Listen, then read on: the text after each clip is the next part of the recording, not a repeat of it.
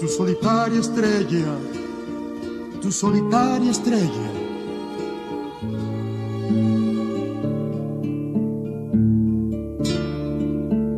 Con alfileres de lucha se va clavando en tu piel, y es deber del borincano de dar corazón y manos para no verla brillando como otra más en otra bandera. Borinquen,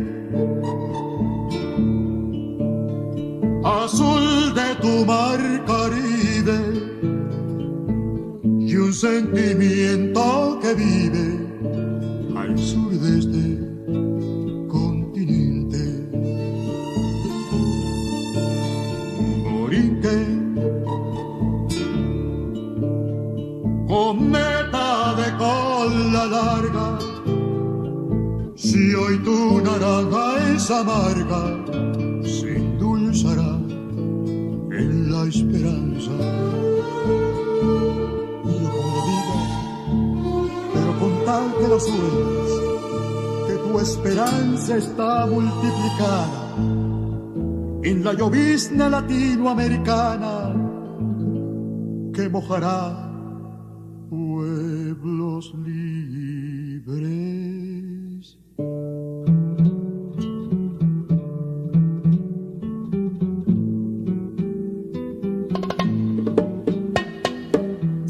Bien quitado tu lengua, Borinquen, borincana, mas no podrán quitarte también a tu mañana. Entre el sol y la luna cayó su cuerpo, pero no el pensamiento de Alviso Campos. Yo sé que un día el antillano, mar azul y nuestro, llegará cantando a tus arenas.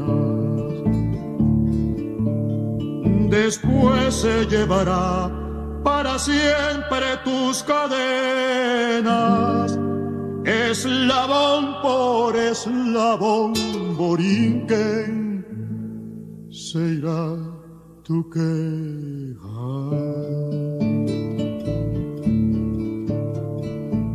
Después abrirás tu hermosa boca, borincana,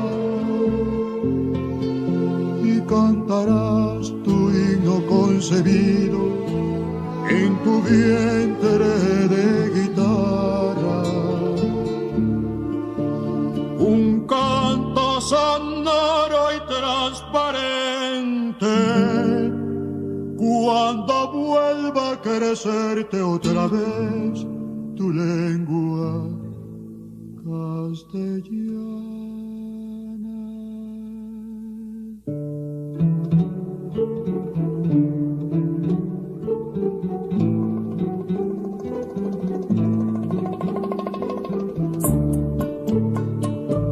Te han quitado tu lengua, Borinquen, borincana, mas no podrán quitarte también a tu mañana.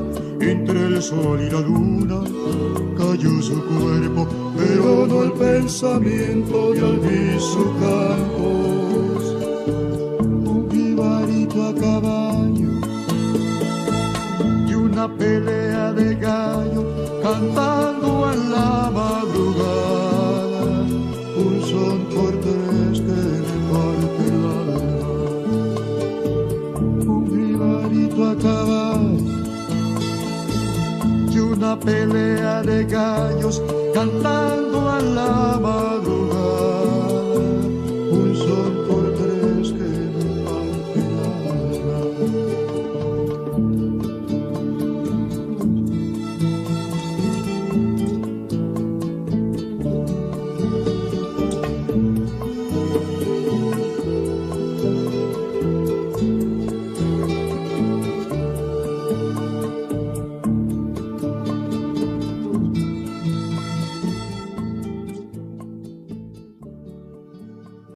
Bienvenidos, amigos, camaradas, combatientes, hermanos de la Patria Grande. En esta ocasión, la Coordinadora Continental Latinoamericana y Caribeña tiene el placer de compartir con todas y todos ustedes nuestro más sentido y militante homenaje a la heroica lucha del pueblo puertorriqueño que hoy conmemora un nuevo aniversario de la insurrección contra el gobierno de los Estados Unidos en la Isla del Encanto. Fue un 30 de octubre de 1950 en Jayuya, donde se proclamó la Segunda República de Puerto Rico y se izó públicamente su bandera por primera vez bajo el gobierno militar de los Estados Unidos en la isla.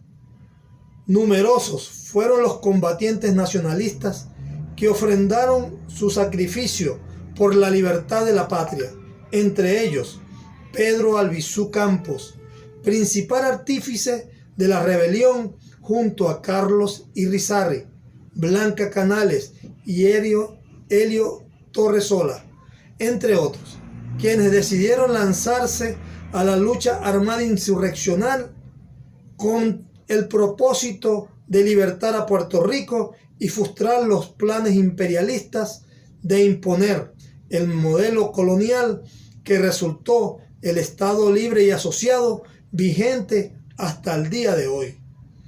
Mucho ha sido la sangre, muerte, la prisión y el destierro de generaciones de puertorriqueños que anhelan tener una patria libre, independiente y soberana. Ya Bolívar lo avisoraba en 1828, que sin la independencia de Cuba y Puerto Rico, la América Latina y el Caribe no estaría en capacidad para ejercer su derecho pleno de libertad y soberanía sobre este continente. Pero hoy, como en aquel 30 de octubre de 1950, reverbera en la sangre de los boricuas el ímpetu de Pedro Albizu Campos, llamando al jíbaro de la montaña al combate y a la lucha, a seguir manteniendo en lo más alto del firmamento la bandera de Puerto Rico. Y desde los pueblos de nuestra América, como lo catalogó el apóstol Martí, queremos expresar nuestra resolución de acompañamiento a la lucha de los independentistas puertorriqueños para lograr la definitiva emancipación de su pueblo. El grito de Lares marcó el camino libertario. Jayuya, la revolución. Sin duda alguna, hermanos, con la unidad del pueblo boricua frente al imperio gringo, no podrán detener el huracán libertario e emancipador surgido del ejemplo de Betance, Hosto, Lolita, Cancel Miranda, Filiberto, Oscar López Rivera y miles de hombres y mujeres que han ofrendado sus vidas por la redención de la patria puertorriqueña. Que viva Puerto Rico libre y independiente, que viva los héroes y mártires de la Revolución del 50. Buenas a todos y a todas. Agradezco la invitación por este medio que nos permite retomar y pensar en torno a la Revolución Nacionalista de 1950. Las mujeres y hombres que se enfrentan al orden establecido y que pretenden transformarlo quedan por un tiempo fuera de las páginas de la historia. Pero es por un tiempo. Ni la censura oficial o solapada, ni el reproche de los poderosos podrán ocultar para la eternidad los justos reclamos de los pueblos. Dicho esto, sirve de ejemplo lo siguiente. El Departamento de Instrucción en Puerto Rico editó un texto que llevaba como título Páginas de nuestra historia para los grados intermedios. Si se busca el capítulo 7 con el título Desarrollo Político de Puerto Rico en el siglo XX, encontramos que se hace un salto olímpico digno de una medalla de oro cuando se va desde la ley de gobierno electivo, se pasa por el desarrollo del Estado Libre Asociado de Puerto Rico y se aterriza en la organización del ELA, invisibilizando los procesos contestatarios, nacionalistas e independentistas. La edición consultada es de 1983. Se puede brindar otros ejemplos, pero no perdamos el camino. Lo importante es que ante la censura, ante el olvido alimentado por el Estado, debemos asumir la responsabilidad colectiva de rescatar, difundir y apreciar con ojo crítico la historia, los saberes y los legados para continuar en el reclamo de una sociedad más libre y justa. En la década del 50 del siglo XX, el mundo está polarizado. Encontramos un Estados Unidos prepotente luego de la llamada Segunda Guerra Mundial. Vemos a una Unión Soviética que, no obstante la lamentable pérdida de 27 millones de seres en el mencionado conflicto, se enfrenta a sus antiguos aliados, con quienes caminaron juntos en contra del fascismo. En esos momentos, el conflicto de Corea está en ebullición. Guerra donde cientos de boricuas perderán la vida por una causa que no era la suya. Y un planeta en reconstrucción donde la independencia y la soberanía de los pueblos en lucha se manifiesta en Asia, África y América Latina. Nuestro archipiélago borinqueño será inundado de instalaciones militares estadounidenses, tanto en la Isla Grande como en Vieques y Culebra. Expropiaciones, abusos, vicios, era la orden del día y las huestes al servicio de las fuerzas marciales. El gobierno de turno, dirigido por Luis Muñoz Marín, fomentaba y facilitaba la inmigración al frío norte. Era artífice de la destrucción del movimiento obrero y sindical. Promulgaba el ingreso a las Fuerzas Armadas estadounidenses, montando una estrategia económica otorgando incentivos al gran capital, a costa de los salarios de los obreros y obreras. Recordemos, y cito, en la década de 1950, la esterilización se transformó en la práctica favorita para controlar la natalidad, porque se podía justificar con propósitos terapéuticos. Por eso, en 1950, 7,000 mujeres fueron esterilizadas en los hospitales de distrito. Muchos hospitales pedían 1 litro de sangre a cambio de la operación. En los hospitales privados, los pacientes pagaban $50. Eso citado de un texto llamado Sobrepoblación, Pobreza o Riqueza de Puerto Rico, del profesor Juan Antonio Acevedo Nieves. Continuemos. Se le dio la espalda al desarrollo de la agricultura nacional. Se declaró incompatible ser miembro de su partido y ser independentista, y si todo esto fuese poco, y legalizó en la práctica el independentismo a través del fortalecimiento de las agencias represivas. En el principal centro docente de la Universidad de Puerto Rico, luego de la huelga de 1948, se impuso la paz de los sepulcros. Agudiza la situación la aprobación de la Ley número 53 del 10 de junio de 1948, bautizado como Ley de la Mordaza, por el representante Leopoldo Figueroa en aquel momento. Este decreto, en esencia, castigaba la prédica, la comunicación y la organización contestataria e independentistas. En torno a este hecho, cito a Carlos Gallizá en un artículo que lleva como título Historia y Percepciones.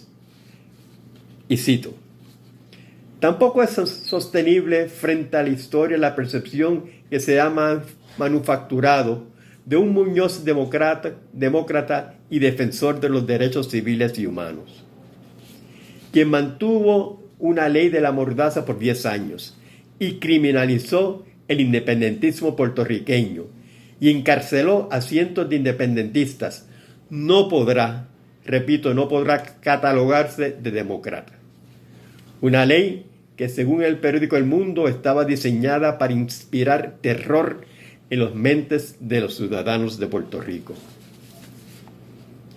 En el marco de este complejo escenario, ubicamos el retorno al suelo patrio de Pedro Albizu Campos. Recordemos el injusto encarcelamiento del liderato nacionalista luego de un juicio amañado por el gobierno federal en Puerto Rico en 1936. A su regreso, en diciembre de 1947, miles reciben al patriota y le dan la bienvenida. Albizu, el liderato de su partido y los nacionalistas se enfrentan a una cruda realidad. Mientras se desarrollan procesos de liberación en distintos espacios geográficos, en Puerto Rico el gobierno federal, en unión a la administración del Partido Popular Democrático, encabezados por Luis Muñoz Marín, planifican y ejecutan por diversos medios una configuración política que será llamada Estado Libre Asociado. Recuerdo al poeta cuando dijo: el mundo se está salvando y nosotros tocando fondo. Para el independentismo en general y para el Pedro Albizu Campos en particular, esta acción oculta el problema colonial en Puerto Rico. La fuente última de poder iba a continuar residiendo en el Congreso estadounidense. Permitir su validación era aceptar la colonia por consentimiento. El Partido Nacionalista de Puerto Rico entendió que la forma de enfrentar el descaro del maquillaje de la colonia era con la insurrección armada. Se imponía la insurrección, más allá si se adelantó o no la fecha, más allá del arresto de los patriotas que regresaron aquel 26 de octubre, de la actividad proselitista nacionalista en Fajardo en honor a Antonio Valero de Bernabe, más allá de la fuga en el presidio estatal. Lo medular es que aquel 30 de octubre de 1950, los y las nacionalistas proclamaron ante el mundo la necesidad de un Puerto Rico libre y soberano a través de un levantamiento armado insurreccional. Los primeros incidentes ocurren entre nacionalistas y policías en el barrio Macaná, en Peñuelas. Mueren en acción los nacionalistas Guillermo González Ubides, Arturo Ortiz y José A. Ramos. En la periferia de Ponce muere el policía Aurelio Miranda. En el municipio de Jayuya se programa la Segunda República de Puerto Rico cuando se toma el pueblo y se levanta bandera por Blanca Canales Torresola y Heriberto Marín. Fallece en combate Carlos Irizarry y sobrevive, entre otros y otras, Helio Torresola. Los nacionalistas atacan la sede del gobierno colonial, la Fortaleza, dirigidos por Raimundo Díaz Pacheco, en un comando compuesto por Domingo Hiraldo, Roberto Acevedo, Gregorio Hernández y Manuel Torres Medina. Del grupo sobrevive Gregorio Hernández. Mayagüez, Naranjito, Ponce, Arecibo son escenarios de acción y combate. En Utuado se comete un vil crimen cuando se dispara para fusilar a los nacionalistas. En la barbería Salón Boricua, el nacionalista Vidal Santiago enfrenta y resiste por horas un ataque brutal llevado a cabo por la policía y la Guardia Nacional. Aunque gravemente herido, sobrevive al vil asalto.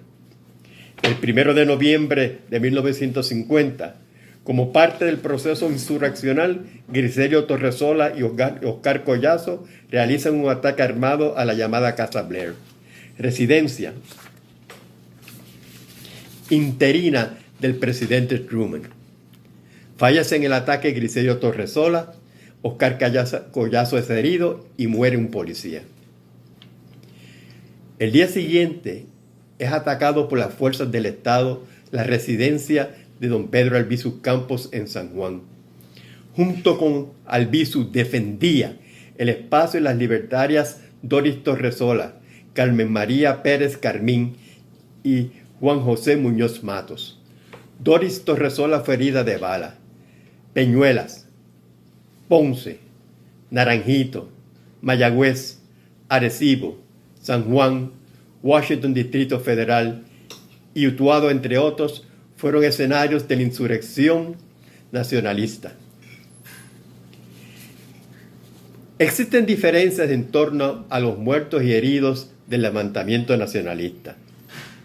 Héctor Andrés Negroni afirma los siguientes números: muertos 7 policías y un guardia nacional, un bombero y 18 nacionalistas y 2 transeúntes para un total de 29 heridos. 21 policías, 11 guardias nacionales, un bombero, 11 nacionalistas y 7 transeúntes para un total de 51 seres humanos. El Estado colonial y federal utilizó todos los recursos a su alcance para reprimir el levantamiento nacionalista. Tropas de la mal llamada Guardia Nacional Federal en Puerto Rico, la activación de la Policía Estatal, unidades aéreas, consejeros militares estadounidenses, unidades especiales de la policía, jueces y la ley de la mordaza fueron activadas y puestas en práctica. Sobre 1,000 mujeres y hombres arrestados, independentistas, nacionalistas, sindicalistas, comunistas, entre otros. El mismo Muñoz Marín, en sus memorias, admite, y cito, la ilegalidad importante. Veamos. Al día siguiente se despachó hacia Jayuya, donde todavía la revuelta, y estoy citando, se mantenía en control de aquel pequeño pueblo. Una compañía de la Guardia Nacional, aunque estas medidas parecían injustificadas, algunas de ellas no fueron legales, por no haberse declarado con anterioridad la ley marcial. Dicen que a confesión de parte, relevo de prueba. La persecución, los juicios arbitrarios, llevaron a que decenas de mujeres y hombres cumplieran encarcelamiento por proclamar en acción militante la independencia de Puerto Rico. Un año luego de los sucesos, el militante comunista César Andreu Iglesias, en un compendio escrito bajo el título Independencia y Socialismo, expresa que entre los principales aspectos de la insurrección del 30 de octubre encontramos, y citamos, 1. Que asestó un rudo golpe al imperialismo en el campo de la política internacional. Ayudó a desenmascarar a Muñoz Marín y a su gobierno colonial como enemigos de la independencia y agentes incondicionales del imperialismo yanqui. Y 3. Demostró que el pueblo, a pesar de permanecer al margen del conflicto, no siente hostilidad hacia los nacionalistas, manifestando así las ansias latentes de liberación de las grandes masas populares. Y 4. Forzó a los sectores independentistas vacilantes a adoptar una posición más militante frente al imperialismo. Si bien César es crítico en relación con las estrategias de los insurrectos, valora en su mérito los logros de la acción armada. Preguntamos, ¿cuál era el principal reclamo de las mujeres y hombres nacionalistas en 1950? Se puede resumir en la denuncia de que Puerto Rico es nación ocupada por el imperio estadounidense, que el Estado Libre Asociado es una pantalla para ocultar la colonia y la necesidad de la independencia patria. Si esa es la síntesis de los reclamos, es necesario concluir que los mismos están inconclusos. Puerto Rico hoy está más federalizado que nunca. Esta realidad valida la expresión de que el Estado Libre Asociado es el semillero que le brinda frutos al árbol de la anexión. 70 años transcurridos cargamos con el deber y la responsabilidad de concluir la tarea comenzada desde el siglo XIX. Escuché en una ocasión que los nacionalistas eran intransigentes. Hoy los pueblos del mundo concurren que el colonialismo es un crimen en contra de la humanidad. Y si es así, ante el crimen hay que ser intransigente, como las mujeres y hombres de Lares, como las y las mujeres de Jayuya y como los de la insurrección nacionalista de 1950.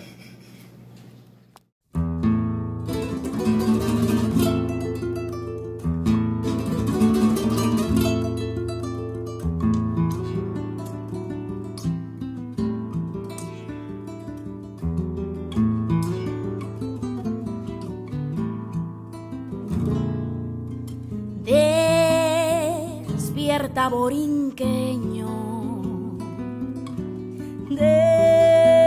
despierta, borinqueña, que han dado la señal. Despierta de ese sueño, que es hora de luchar.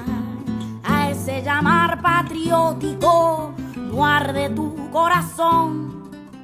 Ven, no será simpático el ruido de cañón. Nosotros queremos la libertad, nuestro machete nos la dará. Vámonos, borinqueño,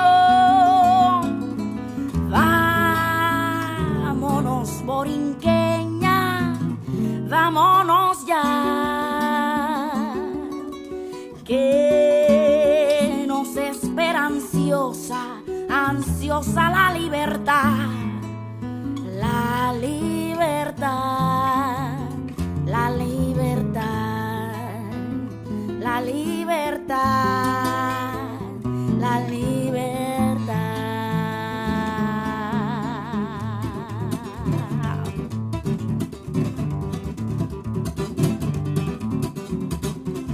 Despierta, borinqueño, ay, despierta, borinqueña, que han dado la señal. Despierta de ese sueño, que es hora de luchar. A ese llamar patriótico, guarde tu corazón. Ven, no será simpático el ruido de cañón. Nosotros queremos la libertad, nuestro machete nos la dará. Vámonos, borinqueño, ay, vámonos, borinqueña, vámonos ya, que nos espera ansiosa, ansiosa la libertad, la libertad, la libertad, la libertad, la libertad, la libertad, la libertad, la libertad, la libertad.